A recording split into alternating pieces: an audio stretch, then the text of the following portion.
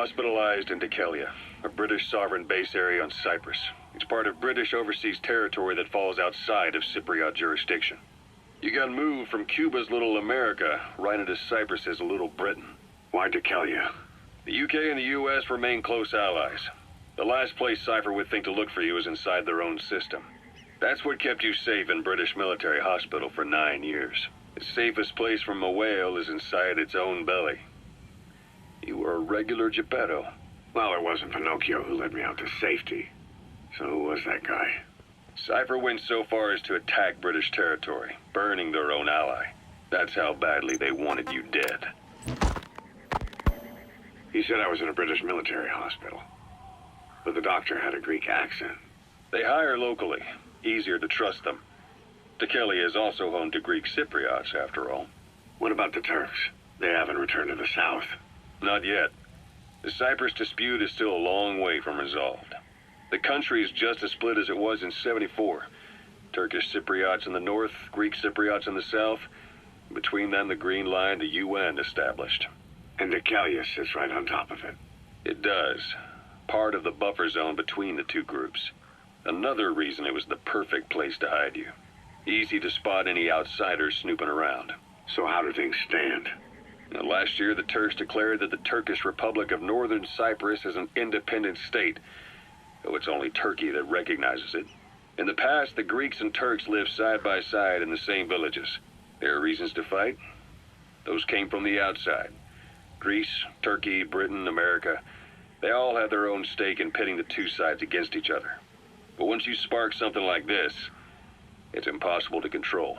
Both sides build up grudges like debt, without the foresight to see that each act of revenge just fans the flames. And then it's too late for other nations to rush in with peace talks. The embers keep on smoldering. Each nation's arrogance only breeds anarchy. The world is paralyzed by this hunger for revenge. Cyprus is no different.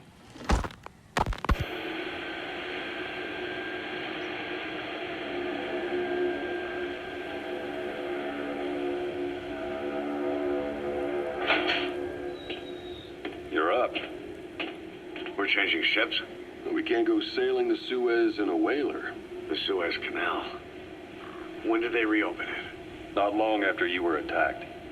Once they finished sweeping it for mines after the Arab-Israeli conflict. Can you stand? We're going to transfer to a container ship for passage through the Suez. Our destination is Pakistan, Afghanistan's neighbor to the south. There, we disembark and head via Peshawar to the Zero Line, the border. We'll travel to the Khyber Pass by road. And then? We continue on horseback. Afghanistan's main roads are under Soviet control. We'll need to go around them. It'll be all narrow, winding paths through the mountains. We'll do better on horseback. It's a local guerrilla tactic. They use the higher ridges to avoid air recons. Then they charge down the mountains for ambushes. The Soviets still haven't devised a counter-strategy. Our time frame is only half as much as we really need. It's gonna be a tough march. Better horses than boats. Well, it'll make for good physiotherapy. Take the time to get used to that new arm. While the Soviets have indicated they are not participating in the Los Angeles Olympics, primarily because the United States has made no attempt to guarantee the safety of the Soviet Union's athletes, the United States is increasingly demonstrating the belief that the issue has nothing to do with its preparations, and in fact this is retaliation for the Western nations' boycott of the previous Moscow Olympics. That concludes today's news. That's quite some news. The Soviet Union not attending the LA Olympics? Yeah. Andropov's death has changed some things. They're calling it revenge for the Western boycott of the Moscow Olympics. Countries boycotted the Moscow Olympics? Yes. In protest of the Soviet Union's invasion of Afghanistan. Over 50 countries were absent. It's too bad I didn't get to see Yamashita's judo. When the 40th Army crossed the Amu River 4 years ago, détente went right out the window. The U.S. Congress chose not to ratify SALT II, and Reagan's hardline politics won him the presidency in a landslide. According to him, the Soviet Union's an evil empire. The Second Cold War. And there's been no end to regional conflicts and civil wars. Lebanon, the Falklands, Grenada, Iran, Iraq. The story never changes. Egypt and Israel did sign a peace treaty. But then the driving force on the Egyptian side, President Sadat, was assassinated afterward. Apparently, his actions were considered a betrayal of his fellow Arabs. Islamic extremists? Yes, fundamentalist extremists have been responsible for some bold acts of terrorism in recent years. We've had extremist students in Iran take U.S. embassy workers hostage, and suicide bombings in Lebanon. Over 300 foreign soldiers stationed there have been killed. The countries have yet to develop an effective means of dealing with terrorism. Afraid of losing their own men, they pulled their forces out, handing private forces a golden opportunity. Private forces? Small armies with no national affiliation, working for the highest bidder. That's right, they got the idea from you. After Mother Base went down, they began spreading to meet the soaring demand. Miller's organization is just one of many PFs now. The entire world is after you. But at the same time, it needs you too. Miller told me about what happened in the Caribbean 9 years ago. You do remember Miller. You'd formed a private army with him. An army with no allegiance to a nation. I remember, but... I see. You're not sure what's fact and what's a fantasy caused by the coma. It's still all a mess, huh? All I can do is tell you the facts as they were told to me. I've gone easy on you up until now, but this is where the hard stuff begins. 1974, the year before you entered your coma. You were in Colombia, operating with a small unit of men, basically mercenaries. Miller was among them. Miller was trying to find a way to turn his and your talents into a line of work. He was looking to start a business where you would fight on behalf of others around the world, those who needed military force. But the reality was, at that time, you didn't have enough gear to equip your own men. Then Miller came across this client. It was a huge job he was offering, but you had a shot at pulling it off. You accepted it and headed into Costa Rica.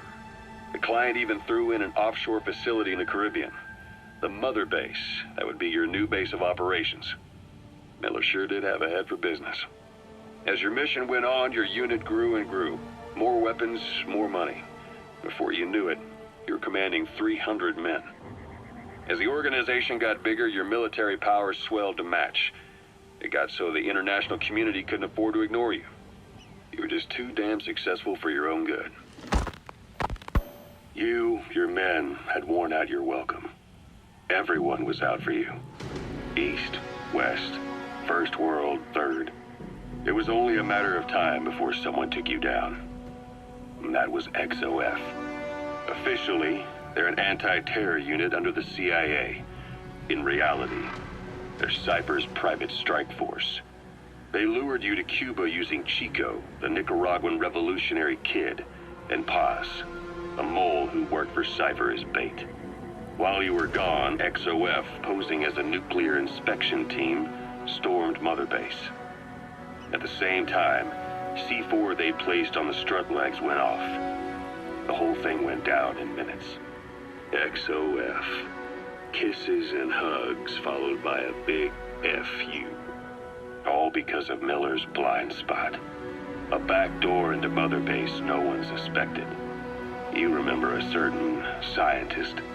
Huey was responsible for bringing the inspection team on board, giving the enemy a perfect opportunity to hit you at home. You were returning from Cuba when it happened. Mother Base came damn close to taking you with it into the Caribbean. Those of your men out on assignment returned right away. They refused to believe the wreckage in the water they found was Mother Base. But they checked the coordinates again and again, until reality finally settled in. You were supposed to die that day.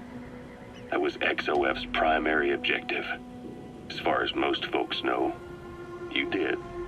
The first doctor to see you wasn't even sure what he was looking at.